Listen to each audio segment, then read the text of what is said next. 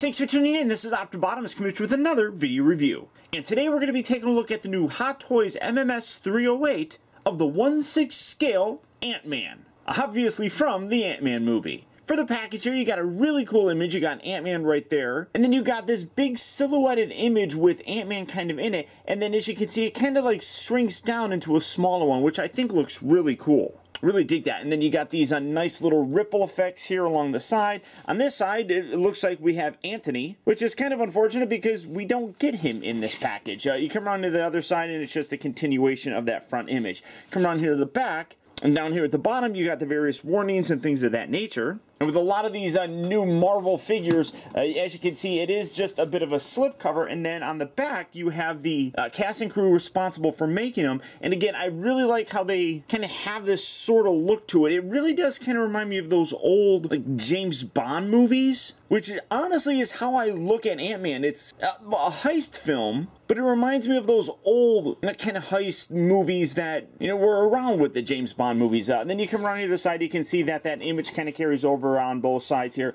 And on the inside here, you have the clamshell, you have the open window that allows you to see the figure and all of his accessories.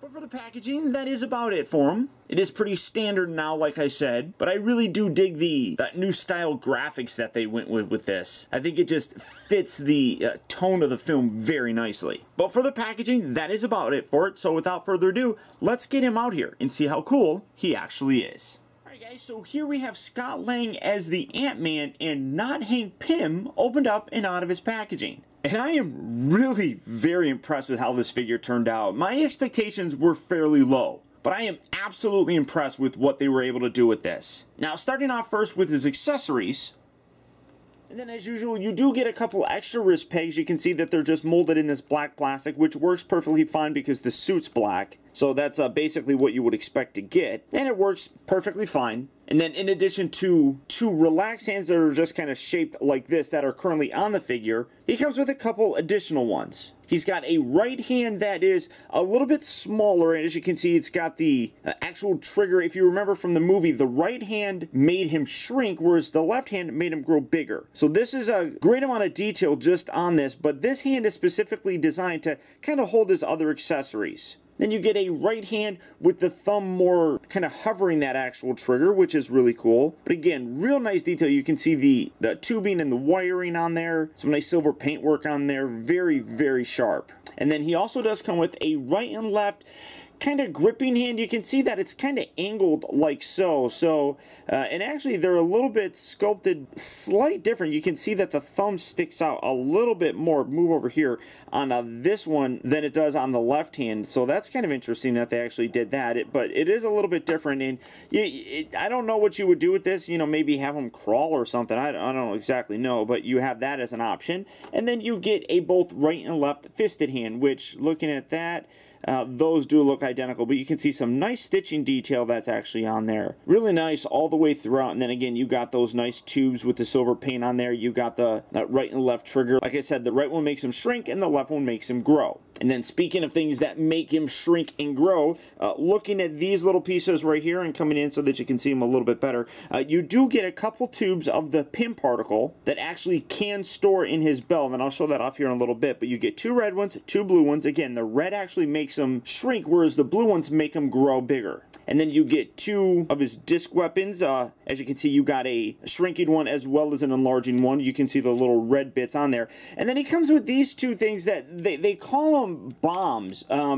Honestly, I have no idea, and I'm just going to take these out. I honestly have no recollection of where these are actually from in the movie. It's hard to kind of place them in. They're pretty small. They're not the ones that they use to blow up the actual Pymtech building, so I'm not 100% sure where these are from, but you can see nice detail on there. You can see a nice grate right on there on the side there, and then you got the nice red button. So like I said, no exact idea where these are from, but you do get those. But the Pym particle, like I said, you get a red and you get a blue vial. You can see that you got a bottom section here which doesn't have anything, but then the top, which actually faces forward in the suit, has a little red dot on there. And again, I'll show you where you can actually put these, and then you get the little weapon discs that he used to kind of throw in there. They're really tiny, but you can see, again, real nice detail on both of these. Nice silver paint. You got the red and the blue on there as well. But the best accessory is this little guy. Yeah, he's a tiny little dude.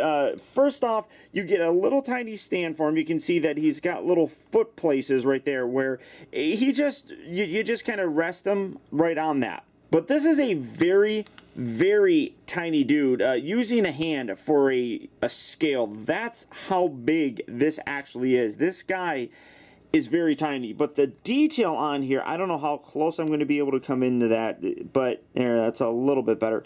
The detail, oh, maybe I can actually bring it in.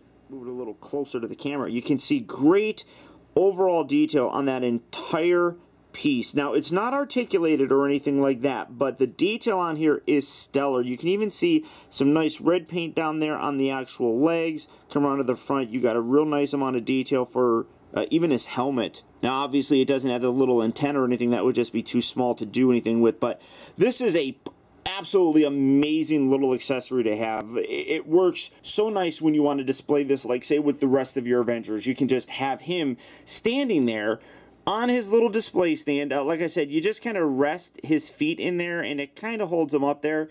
But you can do something like that and put that with the rest of your Avengers. That is really very cool. And as tiny as this is, like I said, this is probably one of the coolest accessories that he could possibly come with. Now, I do wish that he actually came with Anthony, but as I talked about in the package, who I mistakenly thought was Anthony, it actually isn't. That's just a regular ant, so I was totally wrong about that, but I would absolutely have loved it if we got a scale replica of Anthony to go along with something like this. Maybe have him right in the back. Now, Hot Toys has released a separate piece that has him. It's basically just a statue, kind of like this is, that has Ant-Man actually riding Anthony, but it's a little bit bigger. And for me, the scale of that is just way too off, I think. But this is a great piece. I think it's absolutely hilarious. All this stuff is just kind of rummaged all over the place. And then obviously he does come with the Ant-Man display stand. You can see it actually says Scott Lang and then Ant-Man, which is really nice. And then you got the nice Ant-Man logo on there. You got the new style adjustable cradle. This is very similar to what we've gotten before with the Age of Ultron figures, the Guardian of the Galaxy figures. We're even seeing them now with the Captain America Civil War figure. So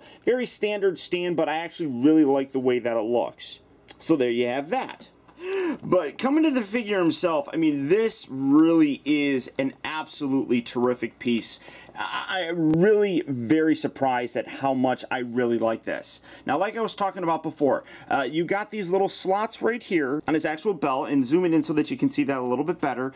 You take the vial of the pin particle, and again, like I said, you want to make sure that the red dot is facing forward, and as I talked about, the right hand actually is what makes them shrink. So you want to put that right in there, and it just slots in there very easily, and then you do that on this side as well. And you don't have to push them all the way in. I don't even think you can push them all the way in, but you leave a little piece out so that you can actually pull out if you want to. And I might have pushed this one in a little bit too far, so there we go. I'm just gonna kind of leave it on the edge right there. And then, because the left side is what that makes them bigger, you take the other ones, and then again, you got the little red part on that end. You just put that in right like so. Do that on this side as well, just like that. And now you have him basically fully loaded up and ready to go. But staying zoomed in and taking a look at the head sculpt, I am, again, really very impressed with what Hot Toys has done here. That absolutely, in my opinion, looks like Paul Rudd. Now, taking that off, that's typically not how you're going to want to display him. It's a little bit ugly with that there, but you get a much better appreciation for that head sculpt there. I mean, the little smirk that he has on there just really works perfectly for him. Now, I do kind of wish that he came with an unhelmeted head, but I am glad that they actually made it where the visor could come up and the mouthpiece can come down. I think that was a really nice touch to do. Now, I'm going to just come around here to the side. Looking at the detail, it's really very, very nice. You got a red translucent bit right there that you can kind of see. That'll come into play with the light up function. And then you come around here to the back, you can see these wires do detach. They're not really the type of wires that can stay in one position. You know, you can't flex them around or anything like that. They're just kind of rubbery. But you got little holes here on the back that you can plug those in, and you can kind of push them in a little bit, and it gives a little bit of tension in there. It's just a friction kind of thing, but it slightly stays in there. This one is a little bit more loose, but putting that in there as best as I can, and you really want to make sure that you push from the base of it so that you don't damage it or anything like that. But when you get it attached like that, you can see that you can't actually rotate the head. The wire is long enough that you can get him looking all the way off to one side, and then you can do it on this side as well. Again, go slow when you're doing it. That way you don't damage anything with the wiring. But they are long enough to allow a full range of motion pretty much left and right, and as a normal human would move. You can see looks up nice. It pops off of a ball joint, so keep that on there. He looks up about that far. The ball joint is at the base of the neck, and then right underneath you get another joint right here that has a little bit more range of motion. These do pop out quite often, which I would prefer them to pop off than break off or anything like that. So you do have that. And then for the full closed helmet look, you articulate this section up. You can see this section here does rotate, so you bring that up, and then you collapse this up, and you bring that up just like so. Get that covering his mouth, and then you just put that's a little magnet, and then get that all the way up just like that, and now you have him with this helmet on, which I think is great. I love the way that they actually did that. It very nicely is recreated in figure form from what we got in the film. And then again, you lift that up, and then again, you do want to be careful when you're doing it because it could damage it, but you slowly pull this down, kind of wiggle this section. Yeah, that'll fall. Push this piece down. I'm doing my best to be careful here because I don't want to damage it, obviously. So bring that, and that can actually, that's one thing I do want to talk about. This piece here, it's really stiff, but you pull that down just like so. You can see that this detached, it's just on a little pin right here, so you just bring that back up, and you can put that right back in there. But it is a stiff joint sliding this down, so you do want to be careful when you're doing it that you don't damage anything. Just go as slow as you possibly can, and it shouldn't be too difficult to do. Just kind of push down just like that. Then you can articulate that piece down. You can see this section here does swivel a little bit, and then if that popped off, you just put that right back on there, and you have that helmeted look. Now, like I said, he does have a light up feature, so putting this back up on his facial area right there, get that up, covering up his mouth, bring that down just like that. Kind of angle that all the way up like so, and then you got these wires that are flying all over the place. This top section here lifts up just like that, and then you got the on and off switch right there. Now, I don't know how well that's going to come across here. You can kind of see it. Let me actually turn off my lights so you can get a better look at that. Yeah, that's really very difficult to see. You can see it more from the side. You see that light coming through, and then you can see the light here kind of coming through. In hand, you can see it a lot better. It just depends on the angle that you kind of get it in. You can definitely see it from the sides, and really all it is that light right there at the top of his head. So it doesn't always shine through. I mean, in hand, you can definitely see it coming through just the eyes right there, but the majority of the light kind of comes through the side here, even on the actual eye part. So it's a little bit underwhelming, but I think it works because it shouldn't be, super bright. And turning it off, yeah, you can't even see it when I turn the light off. So it's definitely a bit underwhelming in terms of the light up feature on there, and it really is a lot less bright than what we saw in the promotional images. So that's a little bit unfortunate, and then just get that back on there. But I still think that in general, that is a really very cool head sculpt. I love the amount of wear that's in there. It's very subtle, but it works really nicely. And then you look at the rest of the suit, and you got a great amount of detail throughout the entire thing. I mean, you have the red bits right here. You got some nice kind of silverish wires kind of going through down here. You got his belt. You can't open up the regulator, which is kind of unfortunate. because that would actually be kind of cool if you could take, you know, this like he did at the end of the movie and store it in there or something. So that kind of stinks. Come around in the back, you can see that belt carries through, and then you've got this section right here on his back piece, which attaches to these wires to go to his helmet, which protects the brain when he does shrink. You know, that's the whole premise of it. But the suit in general has a very kind of pleathery kind of material, which is pretty nice. But it does end up causing some restrictions with his articulation. But you come down here, you got some nice red streaks that come down here. You got some nice red here on the back of his calves. You got these little red bits right there. Nice detail for his boots. You got some red on there as well. You got nice detail at the bottom of them.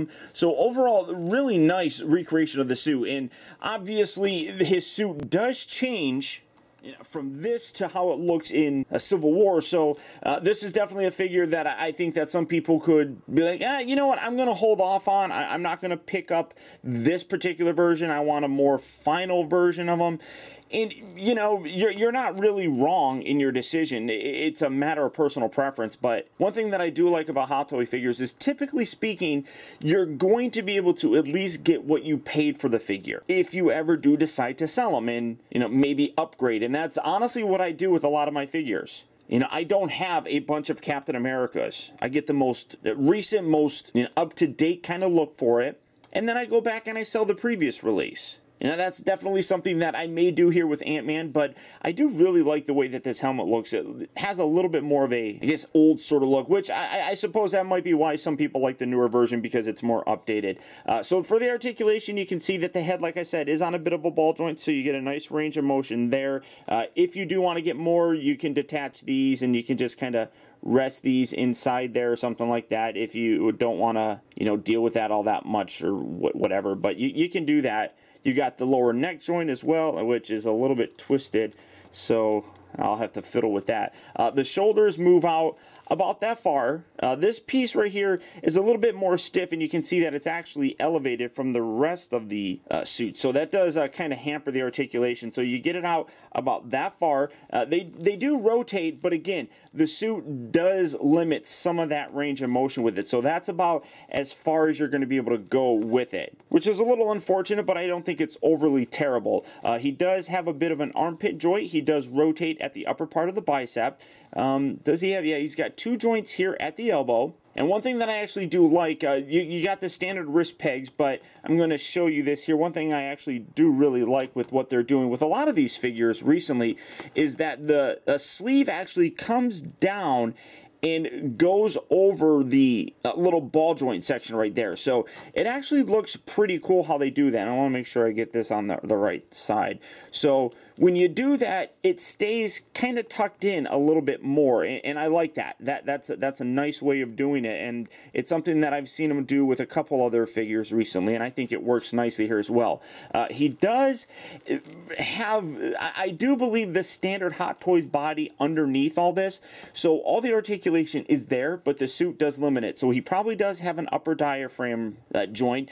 You can rotate it side to side. You can get it to flex a little bit, but it's very stiff. Again, you're not going to get a lot of dynamic poses with this guy. You know, for the hips, they move about that far, but they do tend to move back down. They move back, they move in and out about that far or so. He does rotate at the upper part of the actual thigh. He's got two joints here at the knee, so you get a nice range of motion there. And then the ankles do have a bit of a tilt to them. They do feel like they're on those just regular ball joints, but because of the way that these boots are, they do come up a little bit higher, so it does limit some of the articulation, but you can kind of spread them out like that and get a little bit more of a, you know, spread sort of look for them. So I do think, like I said, all the articulation that we're used to is in the figure. It's just definitely one of those cases where the suit does hamper some of that articulation. So just be aware of that when you're kind of fiddling around with them. And like I said, I'm going to pull this off just so I can straighten this neck piece out. So I think the majority of it is the fact that this is just a really kind of cool look for him. And hey, he's not an Iron Man figure, so I guess that's always a bonus.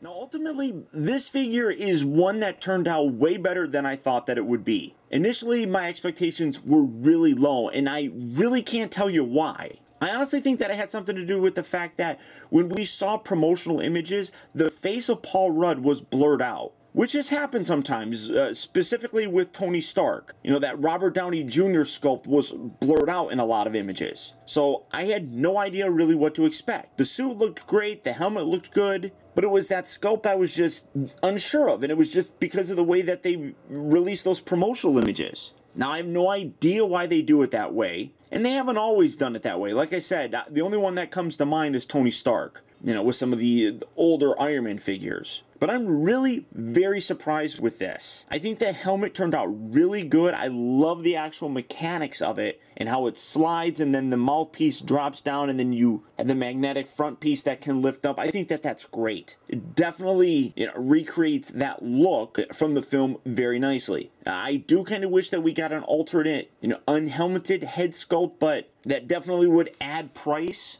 And this guy is already $235 and probably pushing the point where people would probably complain about the price. But I think that it turned out pretty decently. The accessories that he comes with are really nice. They're obviously very integral to the character, you know, such as these vials of the Pym particle. I do kind of wish he came with a couple more of those little throwing weapons.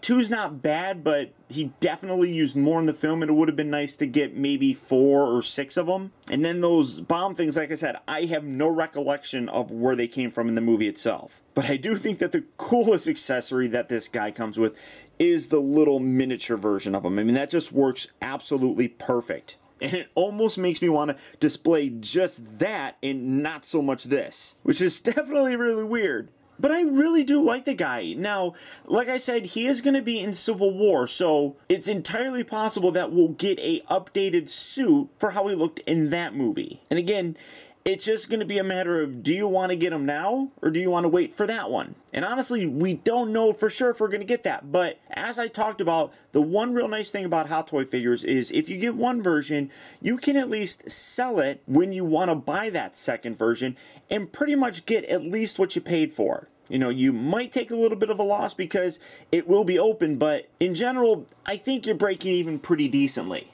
And like I said, that's typically what I do. So it's all just a matter of personal preference, really. But if this is a version that you'd like to add to your collection, he is available at Sideshow Collectibles. So all you have to do, as usual, is click on the link down in the video description. You'll go to Sideshow where you can check out availability on this guy, as well as the rest of the Marvel Cinematic Universe Hot Toy figures. But beyond that, guys, that's about it. So once again, I want to thank you for tuning in. This has been Optibotimus. Don't forget to please like, comment, and subscribe in case you haven't already subscribbled. And until next time, I'll talk to you later.